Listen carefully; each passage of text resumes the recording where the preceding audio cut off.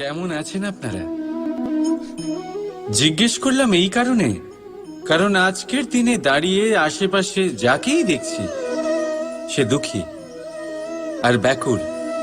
সে ভাবে সংসারে সব থেকে বেশি দুঃখ শুধু তার জীবনেই আছে, সব থেকে বেশি সমস্যা তার জীবনেই আছে। সংসারে এমন কেউ নেই যার জীবনে কোনো সমস্যা নেই, আর সংসারে এমন কোনো সমস্যা নেই যেটার সমাধান মানুষের কাছে নেই। কিন্তু সেই সমাধান খোঁজার জন্য নিজের বন্ধ দ্বারগুলিকে খুলে এগিয়ে যেতে হবে, সাহস করে এগিয়ে যেতে হবে। কিন্তু কিছু মানুষ কি করেন, নিজের মাথায় হাত দিয়ে কোনো এক কোণায় বসে নিরাশ হয়ে নিজের ভাগ্যকে তিরস্কার করেন। না, এটা কখনোই করবেন না। কর্ম করুন, এগিয়ে যান, সাহস দেখান, আর সব থেকে জরুরি কথা, সংযম হারাবেন না। কারণ আপনার লক্ষ্য যতই কঠিন হোক না কেন, সেটা অবধি পৌঁছানোর রাস্তা আপনার পায়ের তলা দিয়ে সর্বদাই যাবে।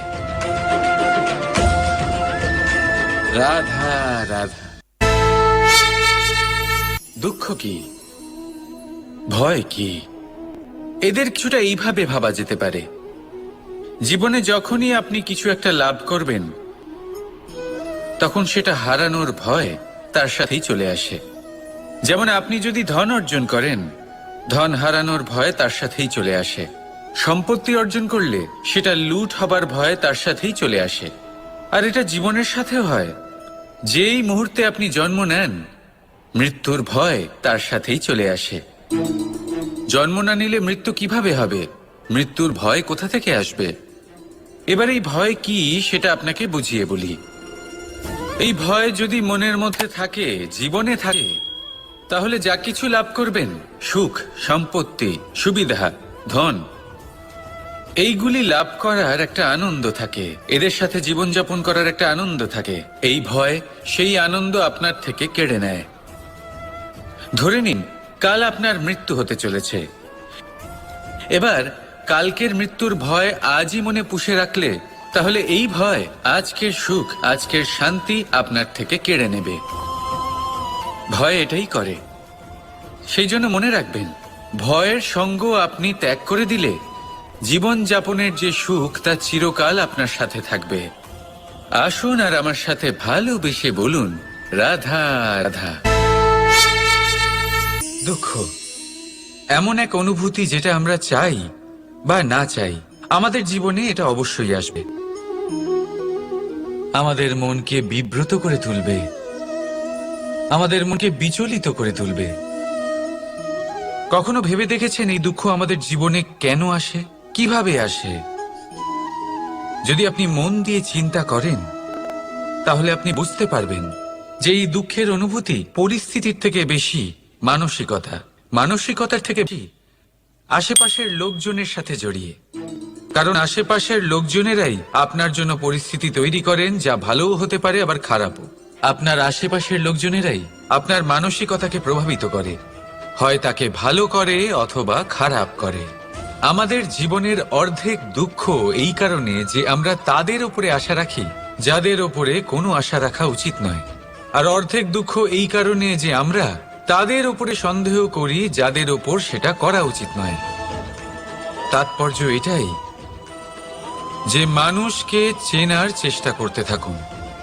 যেদিন আপনি এটা বুঝে যাবেন যে কে সুজন আর কে দুর্জন, সেই দিন এই দুঃখ আপনার জীবন থেকে দূরে কোথাও চলে যাবে। রাধা রাধা। আপনি কি কখনো কোনো জলের ধারা দেখেছেন? তার সামনে যতই মাটি থাকুক না কেন, যতই কাদা থাকুক না কেন, যখন এই জলের ধারা বইতে আরম্ভ করে দেয়, তখন এই কাদাকে নিজেই ধুয়ে নিয়ে যায়। ওই কাদাকে ধুয়ে দেয় এবং নিজের পথ নিজেই তৈরি করে নেয়। তাহলে আপনিও এরকম জলের মতো হয়ে উঠুন। যদি হয়ে উঠতে পারেন, তাহলে নিজের মনের, নিজের ভাবনার, নিজের জীবনের যত অনাবশ্যক তত্ত্ব আছে, অনুপযোগী অংশ রয়েছে, অর্থাৎ অপরিষ্কার অংশ রয়েছে, তা নিজে থেকেই নির্মল হয়ে উঠবে। আর যেরকম জলের ধারা কখনো থেমে থাকে না, সব সময় বয়ে চলে, সেইভাবে আপনিও কখনোই থামবেন না। সব সময় বয়ে চলুন, এগোতে থাকুন। পথে যদি অনেক বিপদ আসে, সমস্যা আসে, থামবেন না, তার উপর নিরন্তর প্রহার করুন, নিরন্তর প্রয়াস করুন আর অগ্রসর হন। আপনি ভেবে দেখুন, এই জলের ধারা কখনো থেমে থাকে না, সবসময় বয়ে চলে, বিপদের সম্মুখীন হয়ে তাকে সাথে বয়ে নিয়ে চলে। সেই জন্য জলের ধারা, প্রবাহমান এই ধারা, এর থেকে কখনো দুর্গন্ধ আসে না, এতে কখনো ময়লা জমতে পারে না, বরং পালিত হয় সুন্দর প্রাণবন্ত জীবজন্তু, যেমন সুন্দর ছোট মাছ। তাই আপনিও এটাই করুন, কখনো থামবেন না, শুধু চলতে থাকুন, জলের ধারার মতো বইতে থাকুন। আপনি আপনার লক্ষ্য অবশ্যই খুঁজে পাবেন, আর তার সাথে নিজের অন্তরের যে মালিন্য রয়েছে তা আপনি নিজেই নিজের থেকে দূরে করে দেবেন। তাহলে আসুন আর আমার সাথে ভালোবেসে বলুন, রাধা রাধা। এই সংসারে আমাদের জীবনের সবথেকে বড় দোষ কি আপনি জানেন? কেউ বলবেন লোভ, কেউ বলবেন লালসা, কেউ বলবেন অসত্য। দেখুন, দুঃখের মূল কারণ হলো পরিশ্রম না করা। কিছু মানুষ ভাবেন যে আমি জীবনে কোনো পরিশ্রম করব না, অথচ আমি সবকিছু প্রাপ্ত করতে চাই। আর এমন এক কারণের জন্যই দূতের মতো খেলা আমাদের জীবনে প্রবেশ করার সুযোগ পায়। দূত, এই দূত আসলে কি? দূত অর্থাৎ কোনো পরিশ্রম ছাড়াই অন্য কেউ পরিশ্রম করে যা অর্জন করেছেন, যে সুখ সুবিধা অর্জন করেছেন, তা নিজের জন্য শুধুমাত্র একটা খেলার মাধ্যমে নিজের করে নেবার ইচ্ছে। আর এই ইচ্ছে অত্যন্ত বিনাশকারী হতে পারে। এই ইচ্ছে যদি আপনার বিবেক, আপনার মন, আপনার চেতনা, আপনার ভাবনা প্রবাহিত করে ফেলে, তারপরে আপনি চেষ্টা করতে শুরু করে দেবেন, আর সেইখান থেকেই আপনার পতন শুরু হবে। এই চেষ্টা করবেন যে অন্য কারোর জীবনের সমস্ত ধন, তার সমস্ত জীবন সম্পূর্ণভাবে নিজের করে নেওয়ার। কারণ প্রথমে আশা জাগ্রত হয়, আর এই আশা হতাশায় পরিণত হতে সময় লাগে না। এই হতাশা কুণ্ঠায় পরিণত হতে সময় লাগে না, কুণ্ঠা লোভে পরিণত হতে সময় লাগে না, আর এই লোভ প্রতিশোধ স্পৃহাতে পরিণত হতে সময় লাগে না। আর যখন এই সব কিছু হয়, আপনি দুষ্ট হয়ে যান। আর সবাই জানেন যে প্রত্যেক দুষ্ট ব্যক্তির পতন হলো অবশ্যম্ভাবী। তাই নিজেকে দূতের থেকে দূরে রাখুন আর পরিশ্রমকে নিজের কাছে টেনে নিন। জীবনে আপনার যা যা স্বপ্ন রয়েছে, যা আপনি করতে চান, শুধুই পরিশ্রম দ্বারা অর্জন করুন। তাহলে তাই করুন, আর আমার সাথে ভালোবেসে বলুন, রাধা রাধা। জীবনে সবসময় সেটা হয় না যা আমরা চাই, তেমন ভাবে হয় না যেমন ভাবে আমরা চাই। এবার তাতে আমরা দুঃখ পাই, নিরাশ হয়ে পড়ি, ভাগ্যকে দোষ দিই অথবা অন্য কাউকে বা নিজেকে। কিন্তু সত্যটা কি, সেটা আমাদের জানতে হবে। এই সংসার নির্মিত হয়েছে পাহাড় দ্বারা এবং পাথর দ্বারা। তাই প্রত্যেক স্থানে ছোট ছোট ছোট ছোট নুড়ি পাথর তো অবশ্যই থাকবে, এগুলো এড়িয়ে যাওয়া সম্ভব নয়। আর এই কথাটা আমরা সকলে জানি। এবার এইভাবেই আমাদের জীবনে নানান রকমের সমস্যা লেগেই থাকে। এর হাত থেকে কোনোভাবেই নিস্তার পাওয়া সম্ভব নয়। একটা সমস্যা এড়াতে যান, দ্বিতীয় চলে আসবে, দ্বিতীয় সমস্যা এড়াতে যান, তৃতীয় চলে আসবে।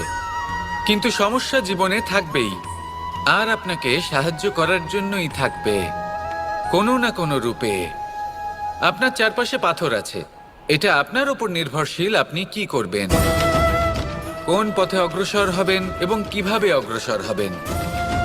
এবার দেখুন, এটা তো সবসময় সম্ভব নয় যে আপনার পদতলে ফুলের চাদর থাকবে, এটা তো অসম্ভব।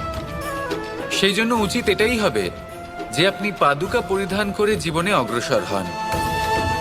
এর সারমর্ম এটাই, যখনই জীবনে সমস্যা আসবে দৃঢ় হয়ে সম্মুখীন হন এবং এটা বোঝার চেষ্টা করুন যে এই সমস্যা জীবনে কেন এলো, কি শিক্ষা দিয়ে গেল।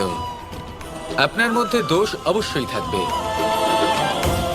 তাকে গুণে পরিবর্তিত করুন। এই জীবন আরো বেশি সহজ সরল হবে এবং প্রসন্ন হয়ে বলবে, রাধা রাধা। বিন্দু বিন্দু জলেই সাগর নির্মাণ হয়। এবার এই কথা আমরা সকলে জানি। আপনি কি এই কথাটা জানেন যে ছোট ছোট সুখের দ্বারাই বড় সুখ লাভ করা যায়? একজন বাবাকে দেখুন, সন্তানের জন্ম থেকে তার যুবক হওয়া পর্যন্ত তার সাথে ছোট ছোট সুখ যাপন করেন। এই ছোট ছোট সুখগুলি তাদের প্রেমের সম্পর্কে গভীরতা নিয়ে আসে এবং প্রেমের এই গভীরতা তাদের জীবনে বড় সুখ নিয়ে আসে। এটা ঠিক সেই রকম যেরকম বিশাল এক সমুদ্রে, গভীর এক সমুদ্রে অমূল্য রত্ন খুঁজে পাওয়া যায়। এটাও ঠিক সেই রকমই। সেই জন্য জীবনে বড় বড় সুখের খোঁজ করতে গিয়ে সময় নষ্ট করবেন না। এই যে ছোট ছোট সুখ আছে, এগুলোকে যাপন করা শুরু করুন, এগুলোর আনন্দ লাভ করুন, এগুলো নিয়ে উৎসব পালন করুন। প্রেমের গভীরতা বুঝুন আর এই গভীর প্রেমে মন নিমজ্জিত করুন। তারপরে দেখুন এই মন আর এই জীবন সুপ্রসন্ন হয়ে বলবে,